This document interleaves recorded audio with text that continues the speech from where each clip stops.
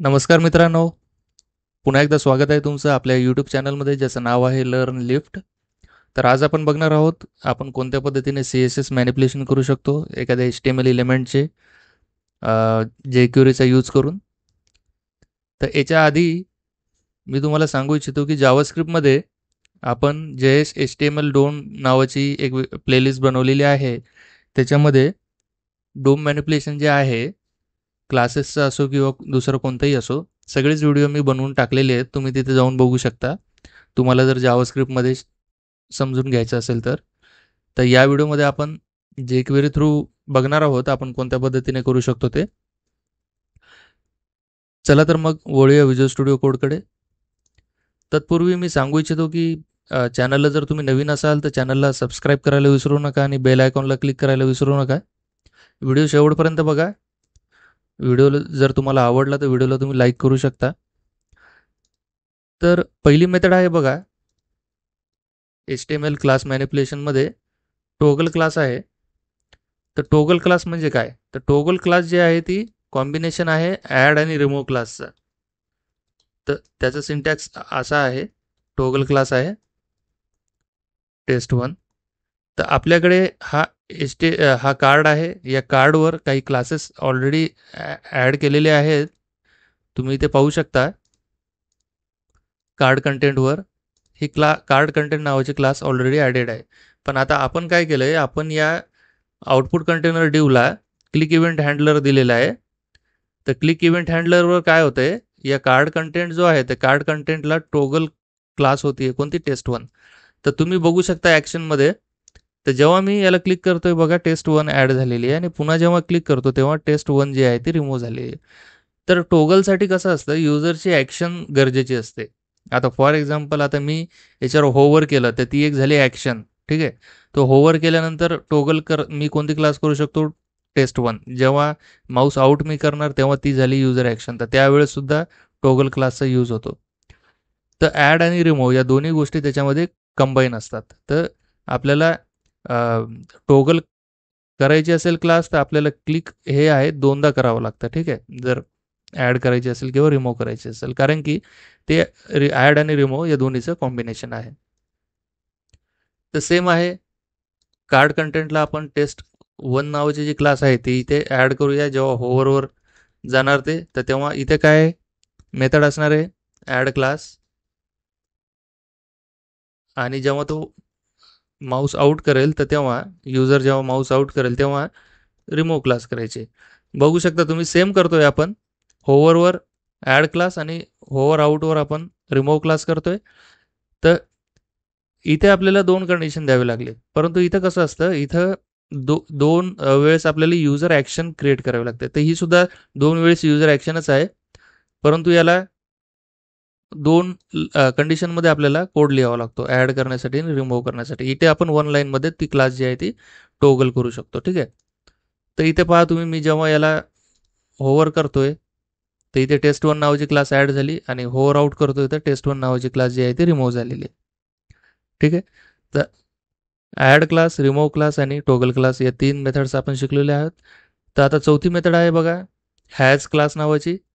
तर आता मी इथे एक व्हेरिएबल लिहितो हॅज क्लास नावाचा आणि इथे कार्ड कंटेंटला मला क्लास आहे का, तर कार्ड कंटेंटला मी एक काम करतो, एक क्लास ॲड करतो कंटेंट नावाची. ते कार्ड कंटेंटला कंटेंट नावाची क्लास आहे का. ठीक आहे. कंटेंट नावाची क्लास आहे का, तर ते आपल्याला बघायचं आहे. तर त्याला मेथड आहे पहा, हॅज क्लास. तर हॅज क्लासमध्ये आपल्याला कंटेंट जे आहे क्लासचं नाव आपल्याला द्यावं लागतं. आणि मी जेव्हा याला कन्सोल लॉग करतो, तुम्ही इथे बघू शकता याची जी व्हॅल्यू आहे ती ट्रू येईल. तुम्ही इथे पाहू शकता इथे व्हॅल्यू जी आहे ती ट्रू आलेली आहे का, तर ती क्लास आहे. तर हॅज क्लास जी आहे ती आपल्याला आयदर ट्रू और फॉल्स रिटर्न करते बेस्ड ऑन कंडिशन. ती कंडिशन जर मॅच झाली तर ते ट्रू रिटर्न करणार, कंडिशन जर मॅच नाही झाली तर ते फॉल्स रिटर्न करणार. तर इथे मी अंडरस्कोर देतोय, क्लास नेममध्ये चेंजेस करतोय. तर मी जेव्हा याला क्लिक करेल तुम्ही पाहू शकता इथे जी व्हॅल्यू आलेली ती फॉल्स आलेली आहे. ठीक आहे. तर अशा पद्धतीची एक मेथड आहे. तर ही झाली हॅज क्लास मेथड. ठीक आहे. तर आणखी एक मेथड आहे इनलाईन स्टाईल्स जे असतात. ठीक आहे. इनलाईन स्टाईल्स आपण इथे घेऊ शकतो.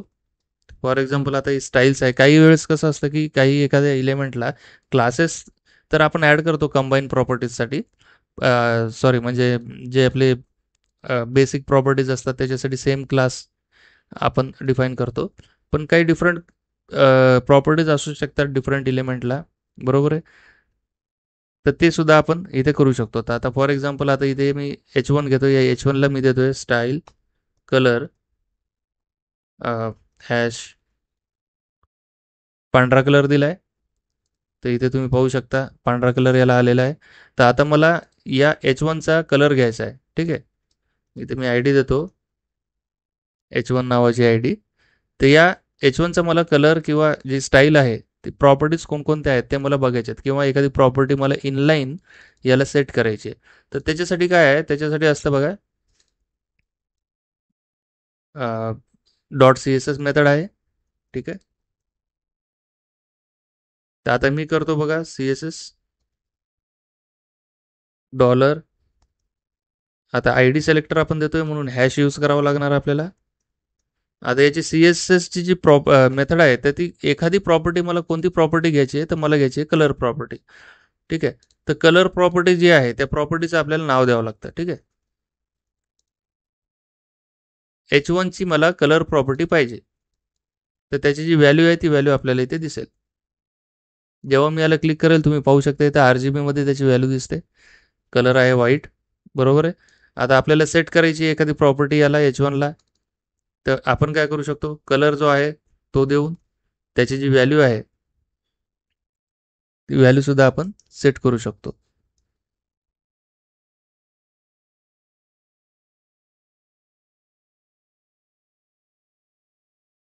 मला आता मी एक काम करतो, याला येलो कलर देतो. ठीक आहे. तर तुम्ही पाहू शकता इथे मी जेव्हा याला डिवला क्लिक करेल त्यावेळेस एक सेकंड.